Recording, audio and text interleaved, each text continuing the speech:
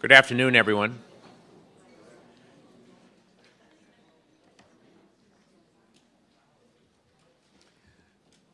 I'm Roger Altman, and I would like, on behalf of the Hamilton Project, to welcome you to this afternoon's discussion on methods of financing college education. I'm pretty sure you're going to find this very stimulating and provocative based on the luncheon discussion we just had with a series of panelists.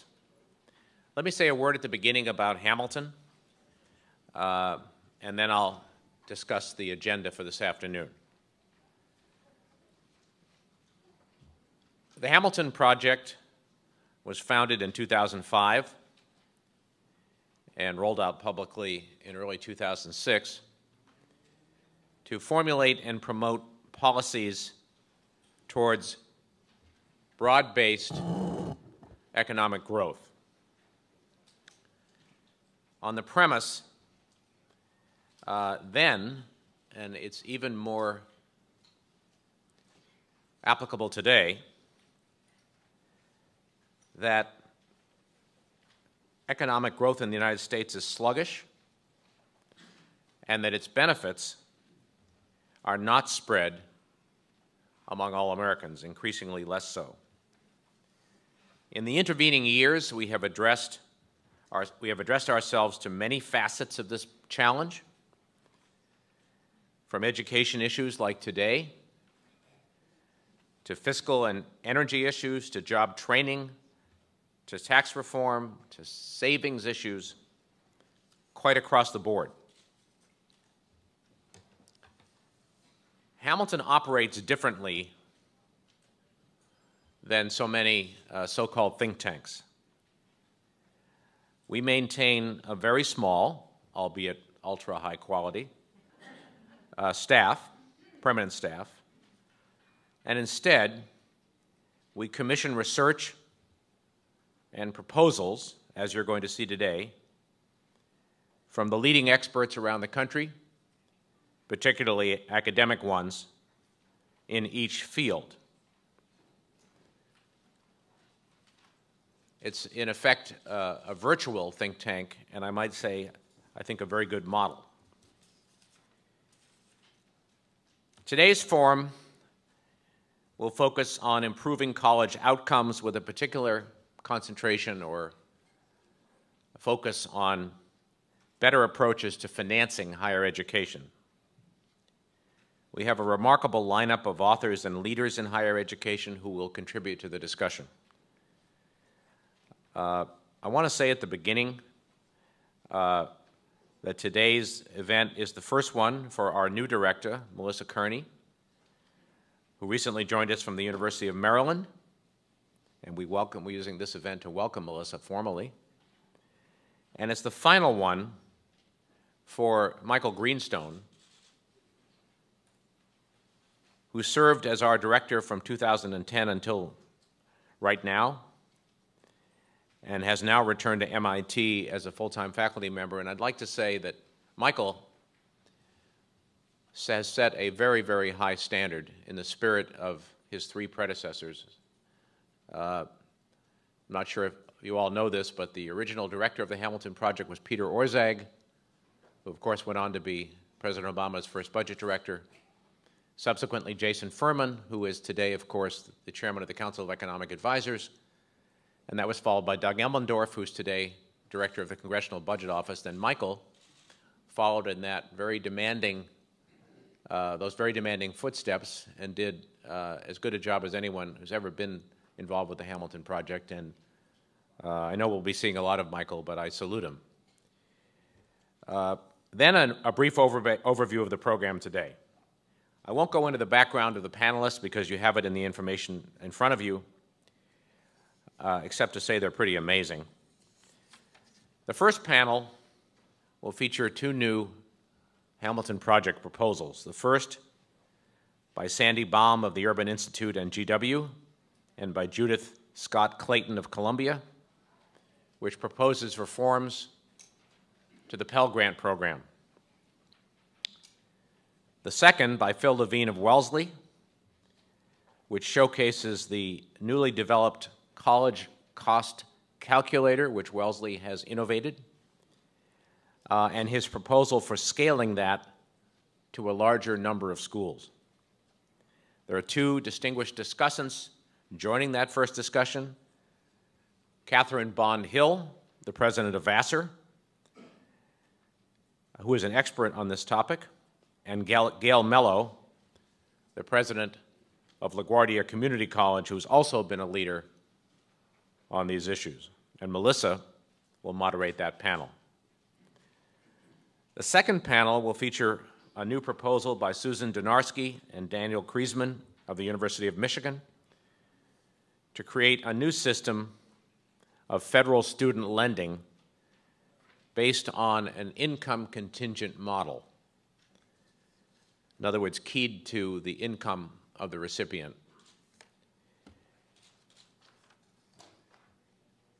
Sue will give the presentation, and she'll be joined by three discussants: Greg Kaplan, an economist at Princeton, who has studied the income contingent repayment models in the UK and Australia; Catherine Hill of Vassar; and Russ Whitehurst, a senior fellow and the director of the Brown Center for Education Policy at Brookings.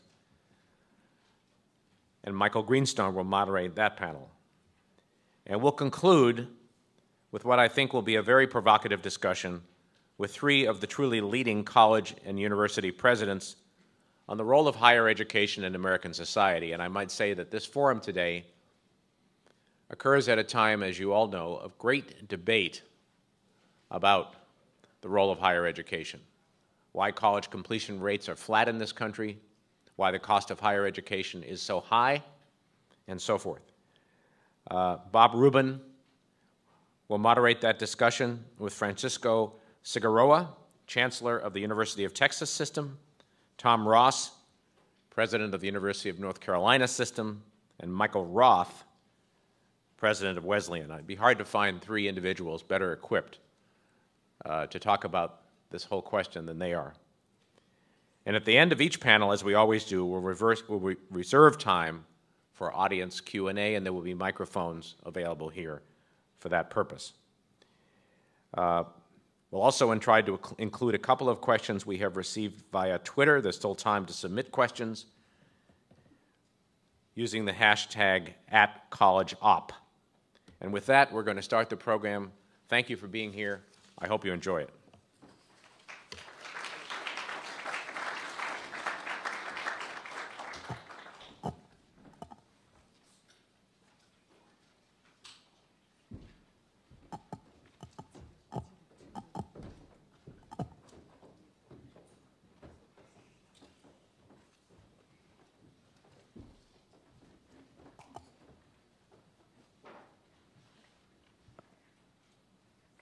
So we'll start this off with a brief presentation by Sandy Baum, Senior Fellow at the Urban Institute and Research Professor at GW Graduate School of Education and Human Development. She'll be presenting her joint work with Judy Scott Clayton on redesigning the Pell Grant program for the 21st century.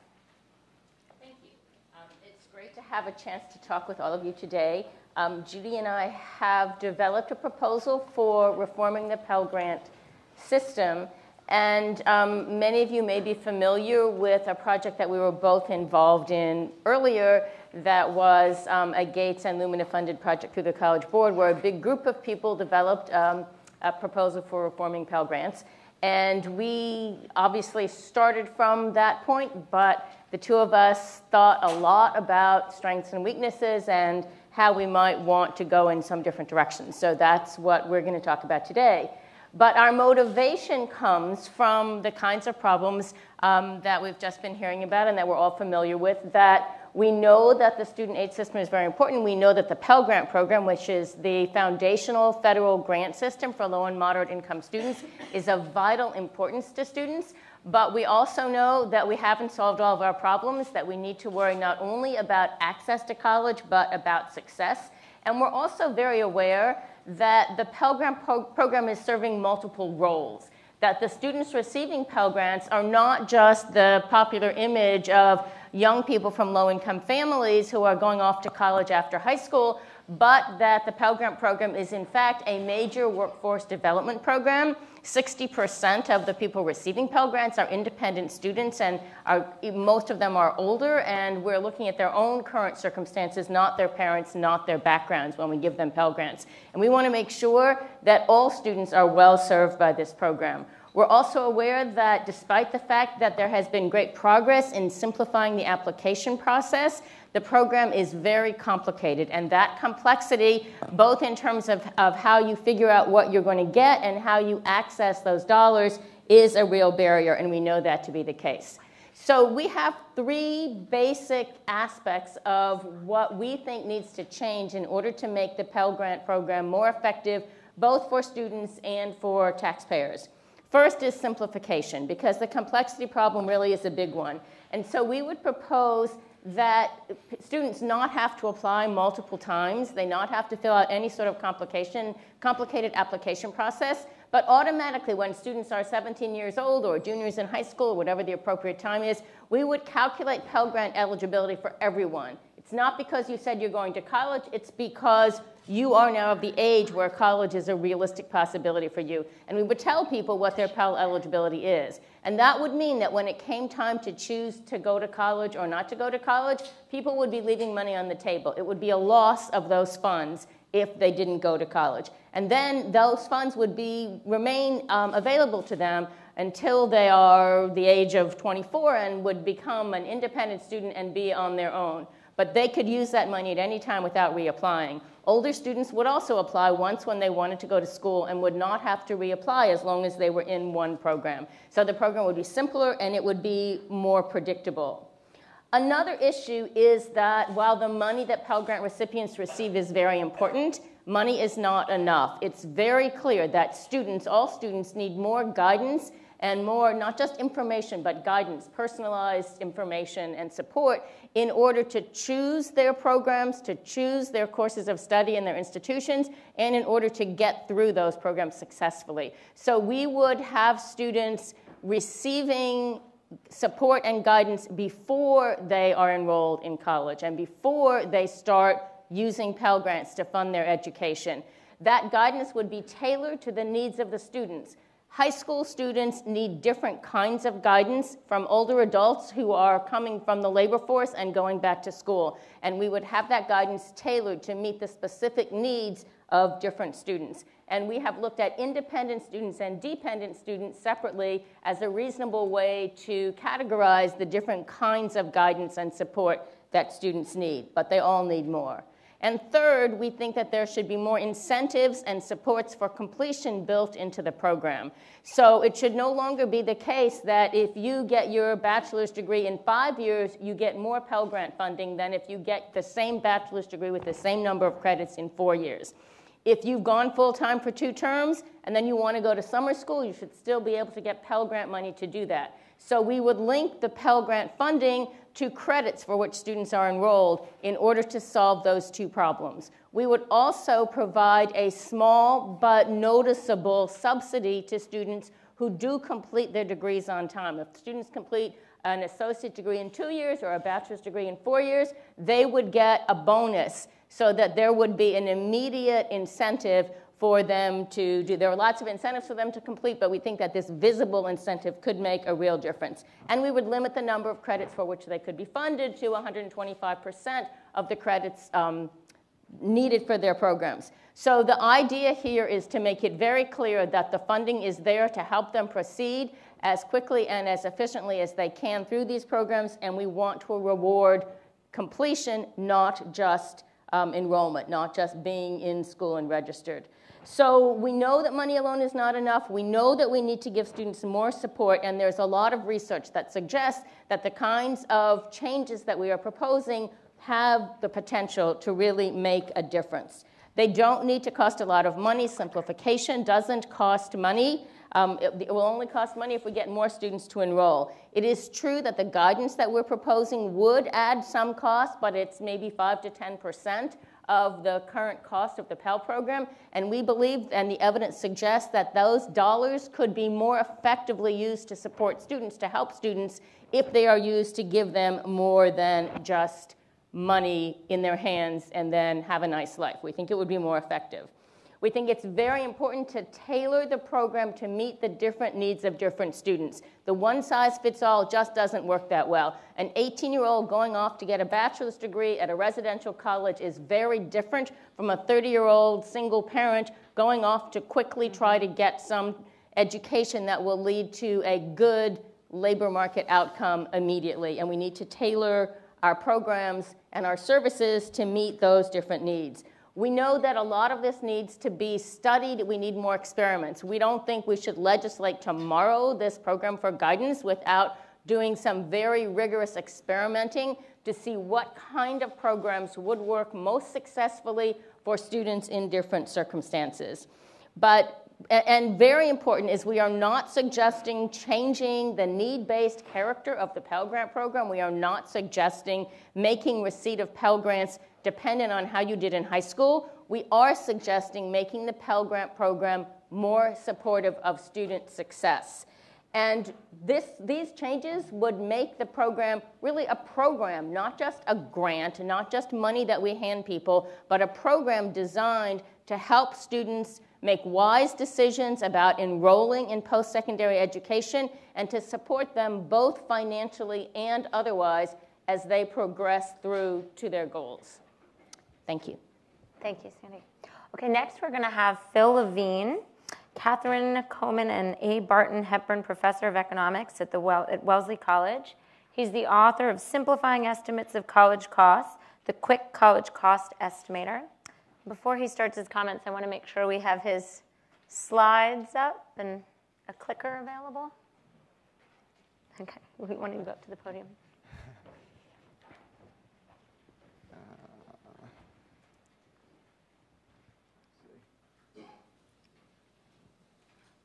There we go. There we go. Okay, thank you. Thank you for having me here today. I'd like to start out by thinking just for a second about the process of purchasing higher education. It is the only product or service that you buy in your entire life for which you have absolutely no idea what it's going to cost you until you're at the very end of the process. If you think about another sophisticated financial transaction like buying a house, you don't know exactly what the house costs. You don't know exactly what the interest rate is that you're going to face, but you know about what it's going to cost you. And so you can make appropriate decisions in terms of where you want to look, what types of houses you want to make an offer on, that sort of thing. College is just not like that. You spend months, perhaps even longer than that, shopping across schools, trying to figure out what school is the right fit for you. And then finally, you get to the end of the process, which is when you get your letter, you get your decision that you were accepted or rejected. And if you get accepted, at that point, that's when you finally find out exactly what that school is going to cost you. You then have a matter of a few weeks to make up your mind if you're going to attend that institution or not. It's a strange system. It's one that doesn't make sense, and what I want to argue is one that we should think about changing. So the question, though, is it doesn't make sense, but does it affect behavior? And sometimes that's really the ultimate question, is how does it affect what the decisions that people make? I first want to start off by, oops, I forgot to do my slides. Look at that, there's my house. You get the idea. The first thing we know is that there's clear evidence that information problems are very severe.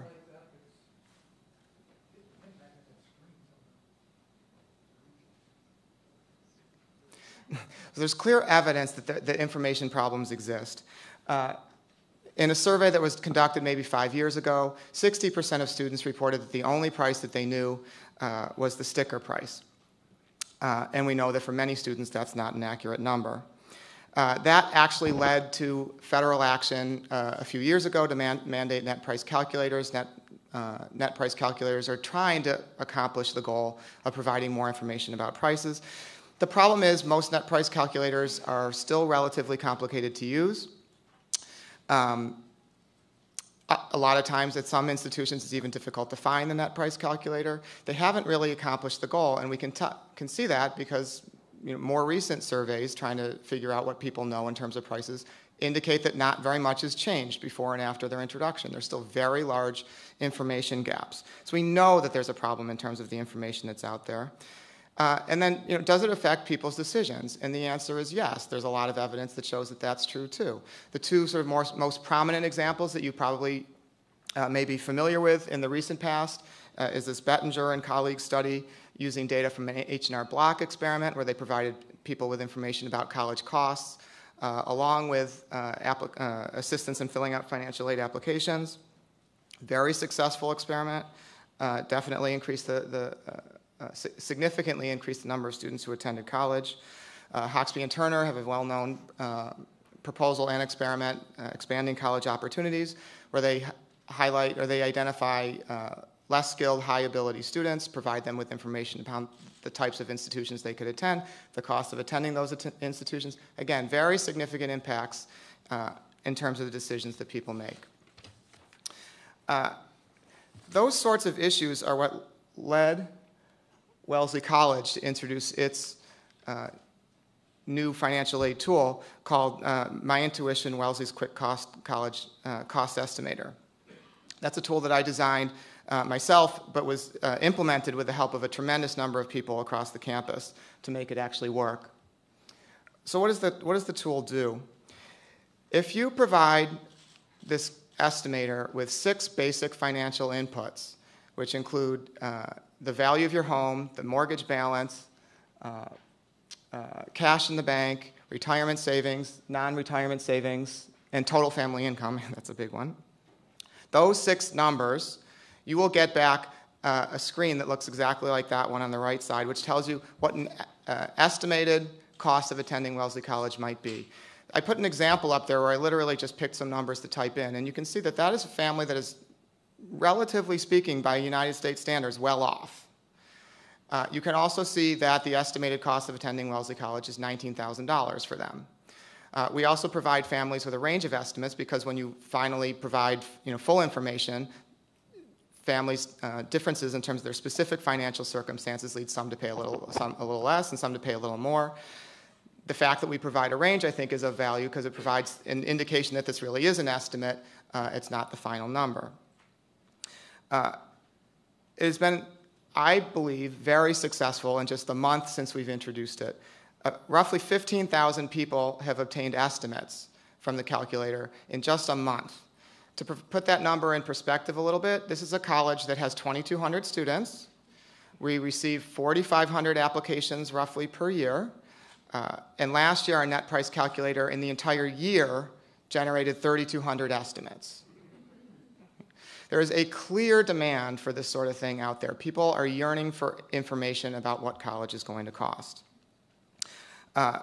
We think it's been a very good thing at Wellesley College, and we're going to continue to work with it. But it needs to be more than just Wellesley College. It needs to go beyond that. It needs to be something that's available much more broadly.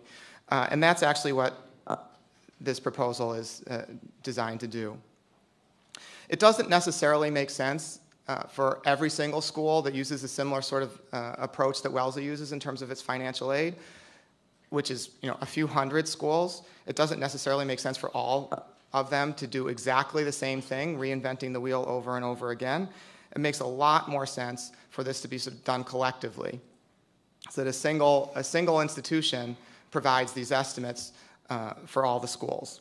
That has a lot of advantages in terms of the efficiency. It's also going to be a lot better for students because if you're a student applying to schools, you would have a direct comparison of 2 schools' estimates, which are going to look exactly the same, but with the different numbers from each school. It also seems clear to me that the logical choice for who needs to be doing this is the College Board. The reason why I think the College Board is the obvious choice is because the service that's being provided to all of these schools that are using similar methods is organized by the College Board. The underlying formula is theirs. It certainly makes sense for them to be the ones who are running the show. They also, the way that the financial aid application works for these schools is it's run through them, so they also have all the data. Again, another aspect of efficiency. There are other institutions that could do this. I just think that it makes the most sense for the College Board to be doing it. This raises the question of whether this is something that needs to be mandated by the federal government or something that can just be handled as a private market solution. And I really think that in some sense it doesn't really matter because the outcome would be the same either way. If the federal government mandated it, the institutions would think to themselves, this is too hard for me to do. They'd seek assistance from their provider of financial aid information, the College Board, and we would just be right back in the same place. So this is an area where I don't really believe that government assistance is necessary. Nevertheless, I do think this is the sort of thing that makes sort of imminent sense as to something that should be done much more broadly than just at Wellesley College. I hope it's something that we can introduce more broadly. Thank you. Great. Okay. So thank you so much to our authors for their proposals. We're going to start this discussion with some questions for our panelists. I'm going to open with a question to Catherine Bond-Hill, president of Vassar College. So, Cappy, you've been an active voice on this issue, speaking out against elite schools for not doing enough to recruit more economically diverse student population to their campuses. So I'd like to hear your reaction to Phil's proposal, and in particular, whether you think a simplified cost estimator along these lines could be an effective strategy for elite schools to recruit students from more modest backgrounds. Okay, so I think for us to get more lower income students in, we have to worry about generating a pool, which means getting students information. Then we have to admit them. Then we have to actually matriculate them, have them come to us, and then to really be successful, they have to graduate.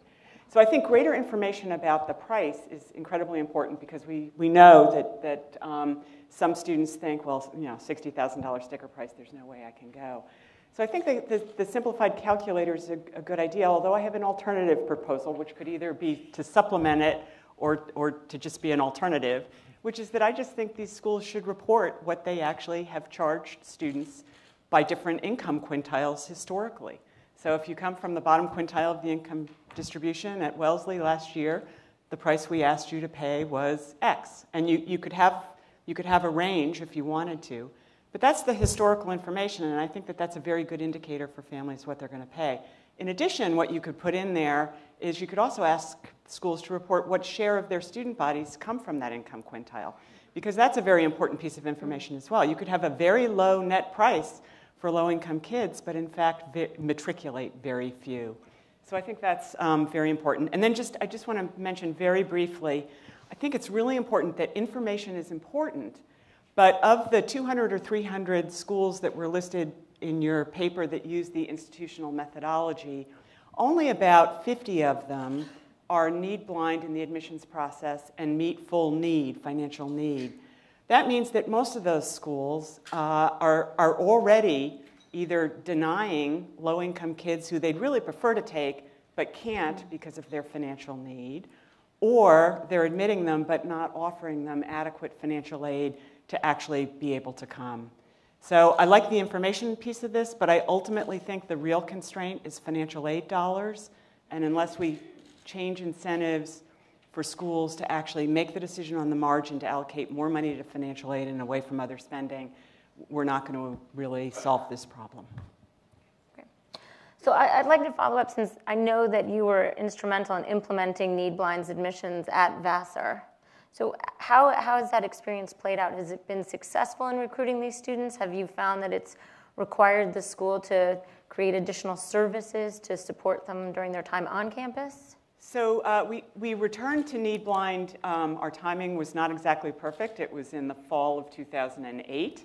And the share of students on financial aid increased from about 45% to 60%. Our pool of applicants increased significantly. Our applications grew from about 6,000 to 8,000. We think some of that was the result of becoming need blind. But it was really challenging through the recession to maintain our commitment to that, because again, every time you allocate $1 to financial aid, you don't have it to pay for more faculty or restore your buildings or use it for other academic programs. We felt that the commitment to socioeconomic diversity was important. We now have about 12% of our students are first-generation students. We think it was a good move, but it's very challenging, and all the incentives that we face are really to allocate those dollars to other things besides financial aid. Thanks. I expect we'll return to this in the full panel discussion, but I want to ask Gail Mellow a question from LaGuardia Community College. So major component of the Pell Grant reform proposal that we listened to requires students to receive one-on-one coaching and counseling once they enroll in a college. And the idea is for these counselors to identify potential barriers and refer the students to institution-specific services available to them. So can you speak to how this compares to the type of services that community colleges typically offer, and whether you think this will be feasible and perhaps even sufficient? Thanks, and I'm happy to be here. And I've told Sandy that I love this proposal. I've seen it in a couple of different forms now, this most recent one with Judith being very interesting. And the piece that's fascinating is to really, can we rethink federal financial aid in a way that really makes a connection to completion? And it really never has before, and I think these are interesting ways to begin it. At LaGuardia Community College, where I'm the president, we are a typical community college, meaning that I have about one counselor for every, 1,500 people or so. So, it sort of makes things, the one-on-one piece, very challenging. But I think we've also seen that it is that kind of intensity that's so important. I'll give you one example. A student, Patrice, who I knew because she was a student governor, she came to me after I talked to student government and said, President Mellow, I loved it when you said, my family was not particularly excited when I went to college. She said, I loved it that you said that because my family's really been pressuring me to drop out. I said, why? She said, well, I'm the youngest. Nobody else in my family's ever gone to college. My mom has cancer and very little health care, and so she's at home and I'm taking care of her. I said, oh, Patrice, wow, that's pretty tough. What do you want to be? She said, I want to be a forensic psychologist. Okay, she's going for a doctorate, right? And I said, why? And basically she had watched Bones, the TV program. So when you think about the complexity of that student, she had money issues, clearly. She also had family issues. There were healthcare issues. There was an issue of sort of like she was so headed in the wrong direction for somebody. So what is proposed in this very interesting proposal, I think, is challenging. On the other hand, if we don't help Patrice, what's going to happen to her? And so I think the challenge is how to do this well. And I actually think the proposal even underplays some of the ways in which technology can be very helpful and very efficient and very effective. I think there are ways to do peer work. There's ways to do online work. There's ways to connect folks who are working in business and industry who don't want to do very much, but boy, they would be willing to talk to a student once a week for half an hour if you do it online. So I think there's great potential in that. And I think it's time for us to realize that simply handing out money to students who really don't know where they're headed, and we have at community colleges and really all of higher education increasingly a contingent faculty, which means that we have a part-time faculty, so they're not seeing the same students again and again. I think finding ways to surround those students with support is very important. I do think it's sort of feasible. I don't know exactly how feasible it is, but it's certainly better than what we're doing now. And as a college president, I would be willing to take that 5 to 8% out of the Pell Grant and really direct it in this way. The challenge I would have are some of the ideas that were proposed around using the current Workforce Investment Act one-stop centers, because I hate to be cynical, but all politics is local, and if you've ever served on a WIB board, which I have, they're not as neutral as you might think. That's all I would say. So the challenge would be, what kinds of structures can we build up? Great, thank you. So I have a question for the full panel. These represent two very different proposals. On the one hand, the Pell Reform proposal is a large redesign of a federal program with billions of dollars of outlays annually. Phil's proposal is a more small-scale, low-cost, private-based, essentially, intervention. I'd like to hear your thoughts about how this fits into the broader landscape, whether our reform efforts should focus on perhaps these smaller, more readily implementable innovations, or whether we need these large-scale federal interventions as well. I'll jump in on that one. because I was thinking about that question before the panel, because some of Sandy and I's ideas about the coaching and guidance services really comes out of several studies that have been done that are smaller scale, things that people tried at one institution or a group of institutions that were very successful. And so I guess I see these small organic ideas as being kind of the incubators, but it seems like once some good ideas have surfaced, there has to be a role for the big player, the federal government, the provider, to 9 million students receiving Pell Grants a year. How can we take those ideas that are started at a small level and scale them up to really have a national impact? Because looking at some of the research on things that people have found that worked, how much more evidence do we need before we say, let's scale this up and do it on a big scale? In the studies that were done, I know that politically it makes sense to say, well, let's see how we can redesign them so that the costs stay about the same.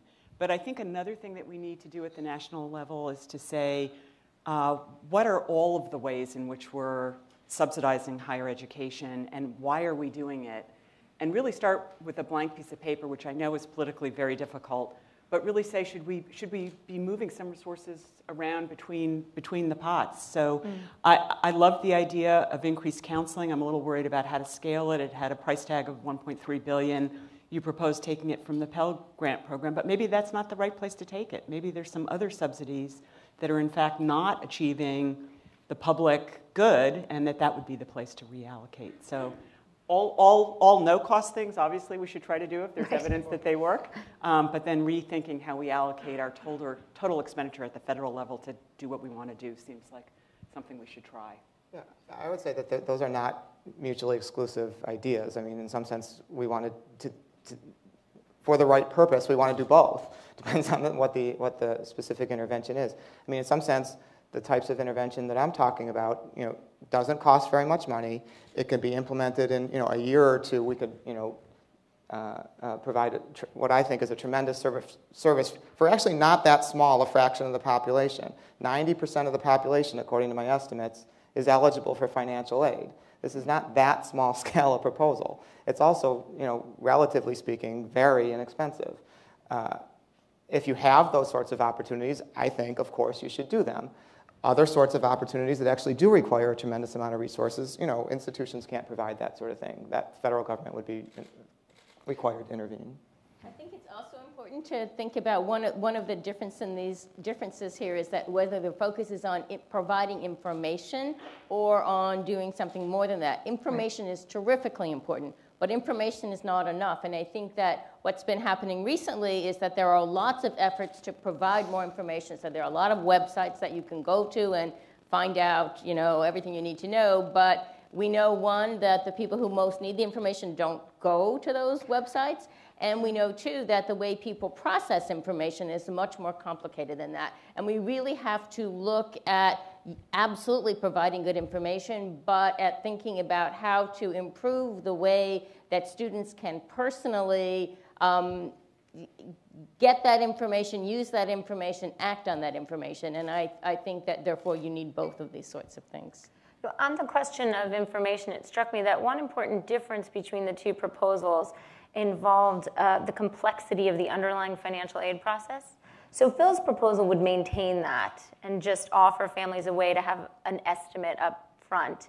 Your proposal would dramatically simplify the eligibility process and reduce the number of forms and amount of information families had to provide. Can you guys speak to that? Do you think the complexity needs to be removed? Why did you choose to maintain it, Phil? Right. Well, there's Wellesley College has a much more complicated financial aid calculation than the typical community college or public four-year, or So I think these two things could be happening at the same time. You could have a dramatically simplified federal financial aid system that would also apply to the majority of public institutions could use that same system. Then for the very selective private 4 years, they would continue to have their own methodology, and it would be great if that can be simplified as well. But I think there's always going to be separate information that's needed for students that are going to those institutions. One of the things that happens is that the decision to go to college based on price is much more of a middle class. It's much more of the middle two quartiles. When you look at students who are going to community college, not so much, really. It's why the four-year colleges were much more upset about the Obama administration's metrics, and we were like, who cares who's going to look at them, honestly. So I mean, my students won't. It's just, that's the reality. So I do think it's important to think about who will these things impact. And there's a huge number of students for whom price matters. But for the students for whom they're not making a choice to go to college based on price, simplifying the financial aid process would be enormously important. Again, I can tell stories and stories, but there are students who bring a piece of paper home to their parents, and their parents say, I'm not filling that out, without even really ever looking at it. That's what we're talking about. So the more simple that can be, and I think the power of the proposal on rethinking the financial aid, the Pell Grant process, is really doing it once, having that be knowable, having that be sort of set for you for a while. All of those would be extraordinarily important to the students that we serve. I think that in some sense there's two goals to a financial aid system. The first clearly is access. I mean, that's why we have financial aid, is we're trying to get more people into college who otherwise can't afford to go. But it also needs to be legitimized in the sense that there's some notion of equity built into the system and that people are being treated fairly. And for 80 to 90% of the students who are applying, a very simple financial aid form would get you everything that you need to know about their lives and their family's financial circumstances, and that would be fine. It's for the 10 or 20% who have strange things in their financial portfolios. And then if you oversimplify, suddenly you're going to give either huge benefits to people who have resources or charge a lot of money to people who really don't have resources.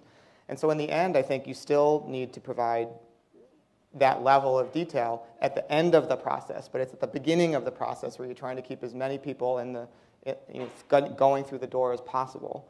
And so I'm trying to balance those two objectives.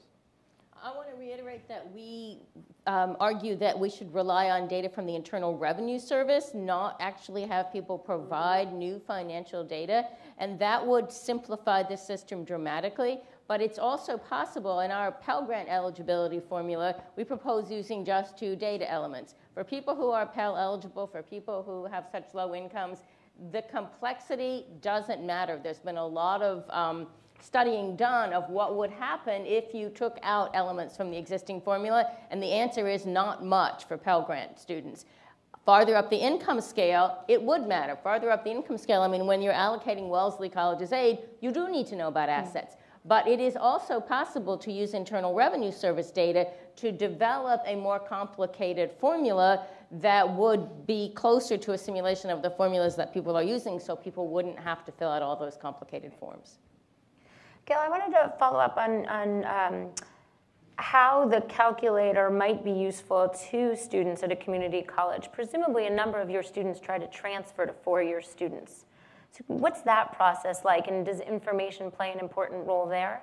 Information plays a very important role there, and I think that would be a great way to really open this discussion up for the students who hopefully will go to Wellesley, and I keep saying Wesleyan. I'm so sorry. Or Wesleyan, either one. Both great colleges. Vassar, my daughter went to Vassar, would be great. So all of them would be great. But I think that one of the things I wanted to say is it's interesting when we start thinking about how to change college completion rates, that often we think about things that community colleges should do, but we don't ask that of other institutions. For example, Kathy was talking about, I'd love to see the percent of aid you actually gave. Well, I would love there to be on a calculator anywhere what the criteria are for transfer students. Those are nowhere. I mean, there is not a criteria for transfer students.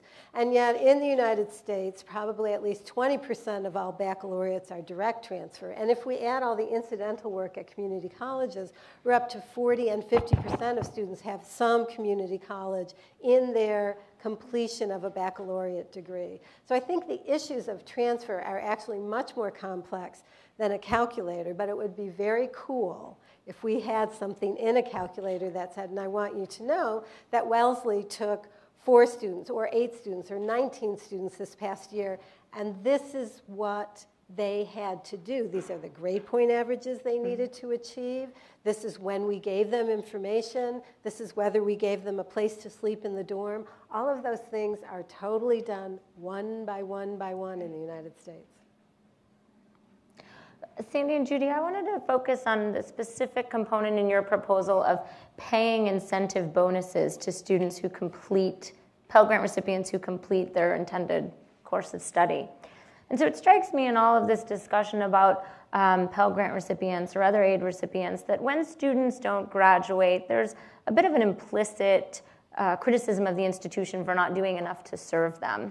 But of course, students need to take responsibility as well for completing their studies, for signing up of a course of study that's appropriate for them, waiting to enroll until they're in a place in life that they can complete study. So how do you grapple with how much to provide in terms of additional services and carrots, if you will, versus you could have designed a system of penalties where students who took the money and dropped right away or didn't complete their course of study would have had to pay some of that money back to the program? Yeah, I mean, I think we did try to balance that in our proposal in terms of the incentives for completion.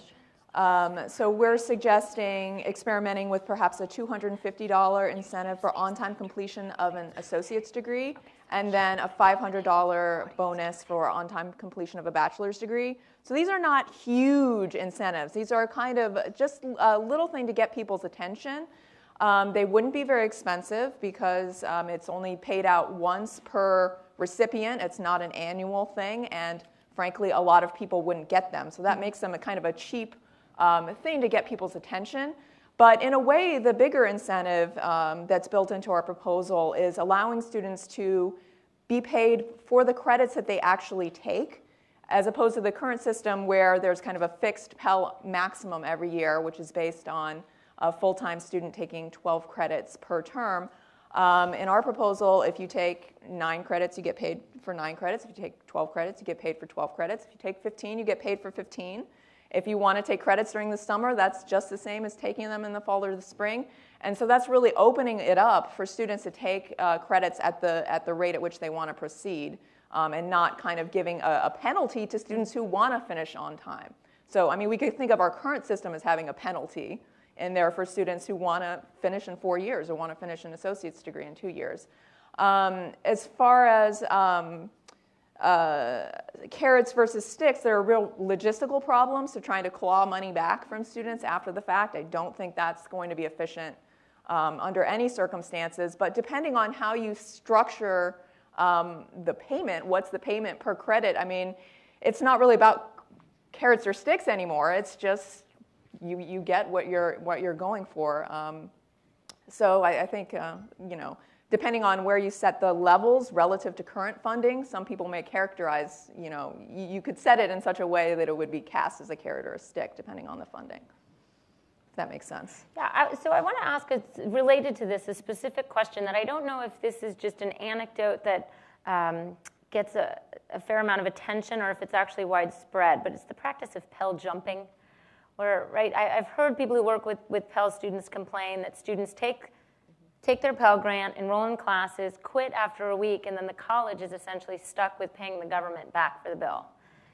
Do we know anything about how widespread that is? Is that something that you see, Gail, on your campus? Well, it sort of depends on how you distribute financial aid. I mean, one of the things we do is not distribute it on that first week to try and prevent that. But can I tell you a story? So, please. So once I was working, this is a long time ago, so it's not about LaGuardia. It could be, though. I was working at a very small community college in Connecticut, and I wanted to hear what the financial aid process was like. And I was sitting in with students, and we said, how much money did you make last year? And the student said, 0. And we said, no, you can use welfare benefits, or, we just mean how much money. And the student said, no, 0. I had 0. And I said, look, nobody's had 0. And she said, okay, I was hooking. All right, we said, okay, 0. We're going to... But let me keep with that student, because those students, and they were hooking, okay? This is how, let's talk about real poor America. This is how you make money in America, especially if you're female. And so these students, I think, really did want to go to college and change their lives. But then what happens at a community college is you get the difference between the top-level Pell and the cost of the college, which sometimes means you're getting a check for a couple $1,000s. For that woman, that was the biggest check she had ever seen in her whole life. Okay? You think about being really poor and never having, actually paid your rent or had a new pair of shoes. It's very tempting to leave at that point. So to call them Pell jumpers is like to besmirch, I think, what is actually good economic behavior. All the economists in the room, right? Right? You got some money, you're going to do something with it. So I think a better way to think about it is let's really talk about poverty in America and how Pell Grants are connected with that and how we can deliver Pell Grants differently. It could make a big difference if that student started getting $300 at the end of every week if she had attended class and was in good academic standing. Wow, that could be a powerful way. So I think rather than worrying about Pell jumpers, and I think there are students who for a variety of reasons leave, part of it is poverty. And how do we rethink this as a social support network that could then also be an investment?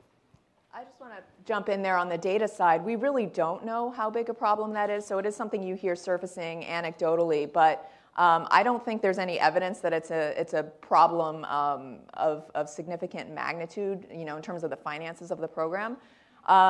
There are one thing that's in the current system and is strengthened in our proposal is a proposal to have satisfactory academic progress requirements, which require minimum GPA and level of credit completion. Our proposal, we suggest that those follow students from institution to institution. So to the extent a student is doing that sort of behavior, that would only happen once, and then they couldn't go to another institution and do that again. Another thing it just raised for me, something that's actually not in our proposal, but is also a really good idea, is this aid like a paycheck thing. So some schools, like Dr. Mellow said, just don't pay out right away to kind of limit that risk. But another way to do it would be to pay the Pell out a little bit of it at a time. Low-income people, just like high-income people, when you get a big windfall, there's a temptation to kind of spend it right away and not have it last a whole semester. So that could be a good reform as well. I think that these responses are excellent responses, and the issue is not really how many people would fall into this category as can we structure a program that will not create incentives for people to do that. I mean, we know that all programs for low-income people, for some reason, like we have to have big headlines if one person is found cheating, and there are lots of people cheating on lots of programs that we don't write headlines about because they are not as vulnerable in the population. But we are structuring right now a program without thinking about what incentives we're providing. And so I think these suggestions, doesn't matter how many people there are improvements in the structure of the program. Okay. All right, I think at this point we'll turn to the audience for some questions. Yes, ma'am. You made no mention about high school participation in the programs you're talking about. There's a mic for you. Oh, thank you. You made no mention of high school participation or PTAs or any of the ways you can reach out to parents especially. And it seems to me most middle-class families plan for years to get their students into either particular colleges or to go to college. So you need to create the ethos, I think, of going to college. And how would you do that, and is it in the plans you've put forward? Could you please state your name and affiliation, ma'am? Yes, my name is Nan Wells, and I'm a consultant. Thank you. So we do talk about better guidance and counseling and information for high school students to help them navigate the college process. Certainly the Pell Grant program, and we're writing about the Pell Grant program, can't solve all of these problems, and you're pointing out a very big issue, and we have a lot of work to do in order to solve that. But what we're looking for really in this proposal is just what can be incorporated into the Pell Grant program. We don't think for a minute that it can solve all the problems, but we do think it can contribute to and have some of the guidance and information incorporated into it. The other thing that it would do is if students, if the financial aid formula was much simplified and was automatically determined at a time when a student is young, they could know how much they're going to be able to get to go to college, so that they wouldn't negatively decide in 9th grade or 10th grade that just, I'm not going to worry about it because college isn't an option for me.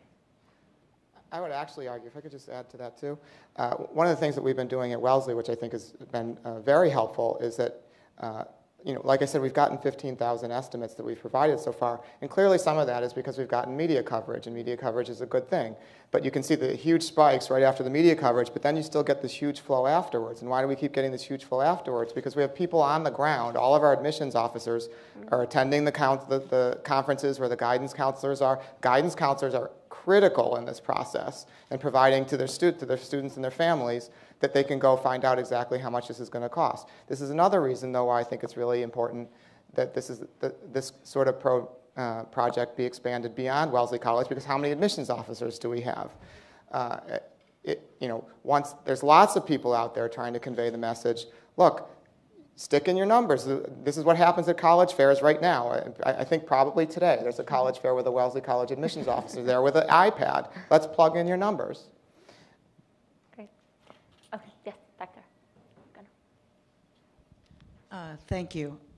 My name is Annabelle Fisher, and I went to undergraduate school at the University of Maryland, and I was older when I went to graduate school. What I'm not hearing from this conversation, as you talk about costs and everything, is you already know, and I know costs have risen, at state universities and community colleges, and the importance of that. I could never have gotten into Wellesley or Vassar or Smith or any of those schools. I was a late bloomer academically, and even for graduate school. And I will tell you that when I went to graduate school when I was older, I'm younger now, in California, it was $100 a semester. And it wasn't Vassar, and it wasn't Smith, and it wasn't, what have you.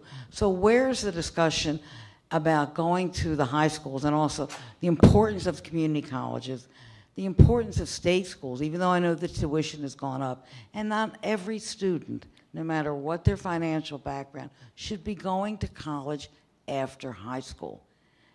Some shouldn't, some should. And so I don't hear any of this from you all, except, in terms of, you will know the cost of a state school. I don't know what Maryland costs now, but where's that discussion, and where's the discussion about sending folks from the various... We promise you, we have state school presidents coming up. Stay tuned this afternoon. Just to add another aspect of our proposal, for young students, when they are around age 17, they would have their Pell eligibility automatically calculated, and that would be fixed, as Sandy mentioned this in her presentation, but that would be fixed until they're age 24. And so if they are a late bloomer and they do take a year off or a couple of years off, that money is still there for them. They don't have to reapply. They don't have to wonder. They have the flexibility to do that and to come back after a couple of years, and that money is still there for them. We might still have time for some in-audience questions, but we've gotten a couple from via Twitter, so I'm going to pose a couple. So here's a real question for the Pell proposal. Aren't tuition bills often due before you're enrolled in class? What happens if Pell is paid per credit for estimating awards? Well, it's already true that the value of your Pell funding depends on the number of credits. It doesn't go up if you take more than 12, but it is different if you're taking 9 to 11 or if you're taking 12 or more. So we already grapple with this issue, and it would work in the same way. Okay, another Twitter question. Why don't we just stop the whole high tuition, high aid model, which is unsustainable? You're going to throw it out there? Actually, okay, go for it. I'll take that one. We could do that, if the federal government decided that higher education was an investment in our future. And what has been happening, and one of the reasons that tuition keeps going up and up, is that there has been a wholesale disinvestment in higher education, particularly at the state levels, and particularly in community colleges and state colleges, which educate most of the people in the United States. So the sort of blaming of the higher ed folks is tough for us because we can do a better job with cost containment, and I think we should. But we also have to understand that there has been a change in the focus of government. Used to think that higher education was a public good.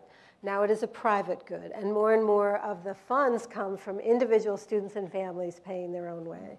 I think focusing on high tuition, high aid schools is just clouding things and doesn't make sense. And in fact, if you take away from that discussion that we should hold tuition down, tuition is different than costs. And if you reduce tuition, you create incentives to cut financial aid at those schools, and then you're benefiting high-income kids, not low-income kids. Right, that's exactly what I was, who are you helping by doing that? If we, at Wellesley College, I don't know exactly what the number is, but let's say $35,000 is the average revenue per student. We could just charge everybody $35,000. Who did that help? Right. Okay. Here's another question about Pell Grant program. Do Pell Grants really lower the cost of college? Don't schools just raise prices or give less in aid? An economic incidence question. Okay. So there's been research on this that has generally not found that to be the case, that schools are not raising their prices in response to Pell increases. I mean, as Dr. Mellow just mentioned, there's a lot of misunderstanding of what's driving increases in tuition, particularly in the public sector, and it can almost fully be explained by reductions in state financing. So it's not that costs are dramatically increasing in the public sector. They've been increasing just a little bit over the rate of inflation over the past decade. What has been increasing is tuition because the states are cutting back their own support. Just add that if in fact Pell Grants lead to a little bit more spending per student, that might actually be a really good thing. Because then that money would be going to improve the quality and hopefully the graduation rates of Pell recipients. I'm looking over here for my University of Maryland colleague who I know has done academic work on this. So everyone can read Leslie Turner's paper on the Pell Grants and tuition. Do you have a comment? Or?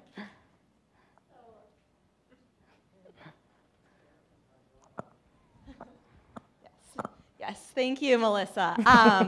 So the answer to this question, at least as far as my research goes, is it's more complicated than do Pell Grants lead to higher prices. It's going to depend on what type of school we're talking about, and the short and quick answer is that the schools that most students are going to, so non-selective 4 years, community colleges, we don't really have evidence that Pell Grants lead to higher prices for eligible students in these schools. Among more selective private schools, there may be evidence of a little bit of crowd out, but before anyone jumps on me here, these are the schools that are providing the highest amount of institutional aid to begin with. So it's a little bit more complicated than just do Pell Grants increase tuition. Great. Question over here. Hi. Hello, Nick Anderson with the Washington Post. Thank you all for this, very interesting. I had a question for Drs. Levine and Hill. Your two ideas are both very interesting, and I'm going to go right to the Wellesley website and check it out. Also, the idea of disclosing quintile information, historical information, is interesting. And I wondered, amongst the private colleges that are in your peer group, is there great enthusiasm, do you think, for disclosing this kind of stuff, for having really quick and easy and digestible net price information? Because what I suspect is not necessarily. But maybe I'm wrong. I wonder if it's that easy to give people that kind of quality information, why haven't they been doing it sooner? So, so I would say that one of the things, so I appreciate your comments, but I don't agree with them, perhaps not surprisingly. You could go to many schools' websites right now, and basically those charts already exist in terms of, here's if your income is this and your assets are this, this is what you'd pay. What we found at Wellesley, which largely we found through piloting our calculator on campus with people who came to visit in August, just taking family tours or whatever, is that they really want to know, what about me? Tell me about me. Looking at a table is just too abstract for them. It's like when they put in their own numbers, it feels real to them. And all of a sudden, people would come up to me afterwards who were just on campus. And a specific example of a father who comes up to me and said, "Thank you so much. I had no idea what this was going to cost, and you just took a huge burden off of my shoulders." There's another woman who looked at her, her daughters. They were doing it together, and the woman looks at her daughter and she goes, "We are definitely applying to Wellesley College." I think that it's the human element of being able to relate it exactly to you that I think is so important relative to just, in the abstract, here's some statistics in a table that people don't really like to look at. So I still think that reporting the historical data would actually hold institutions accountable for the decisions that they're making. And so I think having to actually publish those data would be a great thing. Would schools like to do it? Kind of depends on what their data looks like, right? But they should, it seems to me, schools should be looking at the data and then reporting it out. I agree with Phil. I do think that for an individual family, it's great if you can really say, oh, this is all about me. But I also think that if individuals, the word was out that these schools on average, look, it only costs $2,000. That's what kids like me have had to pay. That would influence people's decisions. I also think that you probably, one of the reasons why you're asking that question is because you're probably anticipating what the answer would be, is it's going to be skewed towards more higher income families. I think that that's probably not all that surprising in the sense that by the time they get to college, it is by no means a level playing field. They've had 12 years of education where there have been very dramatic differences in what they've been exposed to. So, sure, you would see the statistic that there would be more upper middle and upper income families, but you should also probably not be surprised about that. The question is, what are you going to do about it afterwards? And one of the things which I think is also very beneficial about our calculator is its ability to speak to, by college standards, middle income families, which is by college standards, the $100,000 family.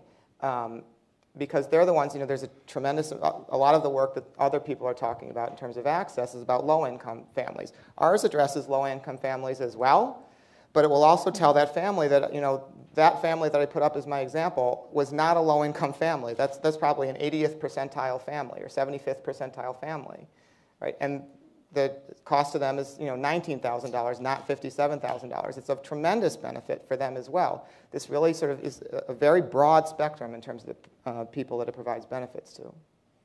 There is great diversity amongst the selective schools and the shares of students coming from different income quintiles, and I think that that's information that would also be useful for families. Yes. Can we get a last question from the crowd?